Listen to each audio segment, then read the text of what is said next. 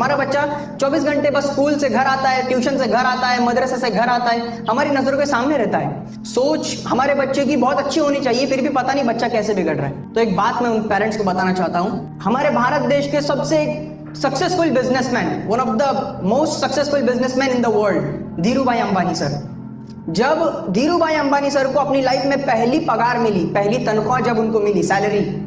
तो वो 300 रुपए थी, मात्र 300 रुपए, आज से कई सालों पहले सिर्फ 300 रुपए उनको मिले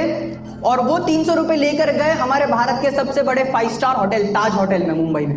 ताज होटल में गए, एक चाय ऑर्डर की और चाय पीकर आ गए। जब उनके साथ वाले दोस्तों ने, लोगों ने पूछा कि भाई पहली पगार मिली, क्या किया पहली पगार का, घर में बीवी बच्चे हैं, सब कुछ जिम्मेदारियां है,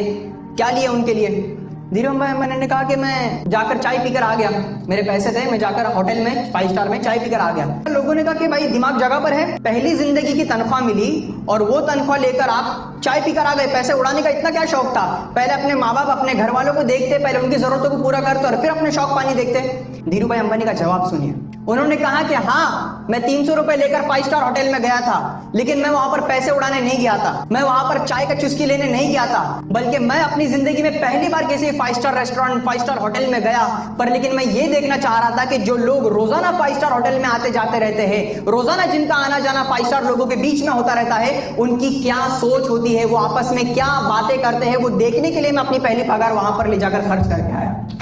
माशाल्लाह, ये सोच होती है।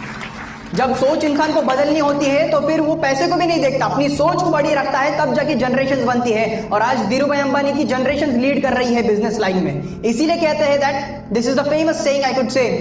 Unsuccessful people plan for weekends, unsuccessful people plan for weekends, but successful people plan for generations.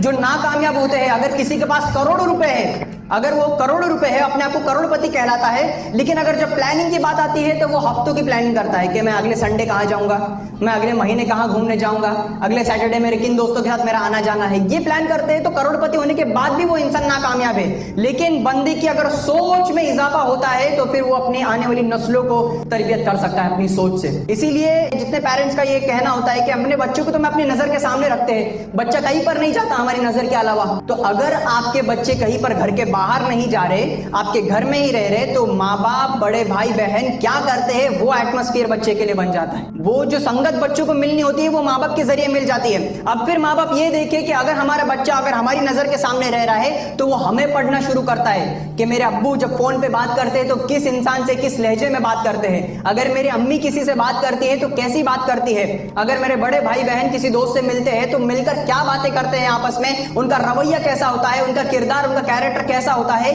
ये बच्चे देखते हैं और फिर सीखते हैं। एक माँ बाप की मैं कहूंगा कि एक छोटी सी गलत फहमी या खुश फहमी में, पता नहीं माँ बाप ऐसे पेरेंट्स रह लेते हैं कि